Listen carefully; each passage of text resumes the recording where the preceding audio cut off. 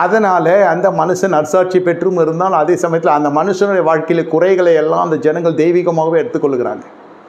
அவருக்கு குழந்தை இல்லை என்பது அவர் ஜெபித்தாரோ இல்லையோ அது அவர்களுக்கு தெரியுமா என்னான்னு தெரில. ஐயா அம்மா நம்மளை குழந்தைகள் எடுத்துக்கிட்டாங்க, அதனால அவங்க குழந்தை பெற்றுக்காமல் இருக்கிறாங்கன்னு எடுத்துருக்கலாம். இவர் வாயடைத்து ஊமையனாக இருக்கிற பொழுது யாருமே அந்த சபையில் என்ன சொல்லலை, ஏதோ அந்த மனுஷன் பாவம் பண்ணிட்டான் அதனால தான் இந்த மாதிரி வாய் அடைஞ்சு போச்சு தேவ சமூகத்தில்னு சொல்லாமல், ஐயா ஏதோ தரிசனம் பார்த்துருக்கிறார் அதனால தான் அவர் வாய் அடைக்கப்பட்டிருக்கிறது. ஒரு ஆவிக்குரிய பட்டியலிலே வைத்திருக்கிறாங்க. ஆவிக்குரியவருடைய பட்டியலில் தான் அவர் இருக்கிறார். நல்ல மனுஷன். ஜெபிக்கிற பொழுது நடக்கிற காரியம். நமக்கு இப்பொழுது ஒரு நபர் தேவையே இல்லாத ஒரு காலம் அது. எது? இந்த சகரியா எலிசபெத்தோட வயதுக்கு இப்போ குழந்தை, நல்ல வேலை குழந்தை இல்லை ஐயா அப்படி கையெடுத்து கும்பிட்டு, நல்ல வேலை நான் மாட்டில் எதுலேயும் வயது போனால் போது, அந்த பாக்கியம் எனக்கு இல்லைன்னே கர்த்தர் சொல்லிட்டார், நான் வேறு வழியை மனசை திடப்படுத்திக்கிட்டேன். ஆனால் நல்ல வேலை குழந்தை இல்லை நல்ல வேலை குழந்தை இல்லைன்னு சொல்கிற காலத்தில் திடீர்னு வந்து உனக்கு குழந்தை பிறக்க போகுதுன்னு சொன்னால் அந்த மனசு எப்படி இருக்கும்? எல்லாம் நம்ம மனம்தான் காரணம்.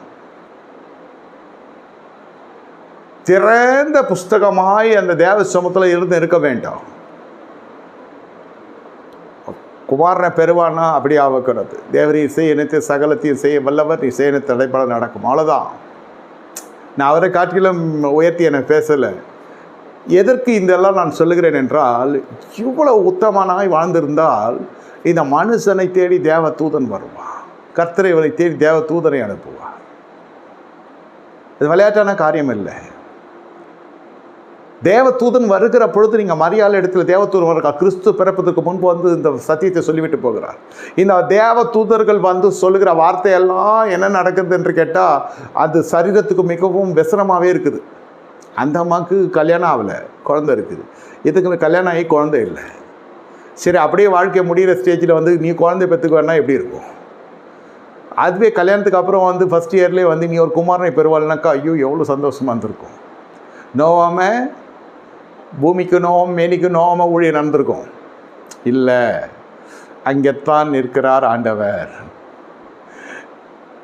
இல்லாதில் இருக்கிறாய் அழைக்கிற தேவன் நம் தேவன். தேவனுடைய வேலையிலே உன் காரியம் வாய்க்கும் நான் சொல்ல வருகிறேன். உனக்கு வயோதிகம் தான் வருகிறதோ அல்லது வாலிபம் திரும்புகிறதோ அது எனக்கு முக்கியம் இல்லை. கர்த்தர் தம்முடைய சித்தத்தை நிறைவேற்ற உங்களை தெரிந்து கொண்டிருக்கிறார். அதனால்தான் உங்களுக்கு தாமதம் நடைபெற்று கொண்டிருக்கு. ஏன் கர்த்தர் ஜெபத்தை கேட்கவில்லை? சரி, தேவனுடைய வேலை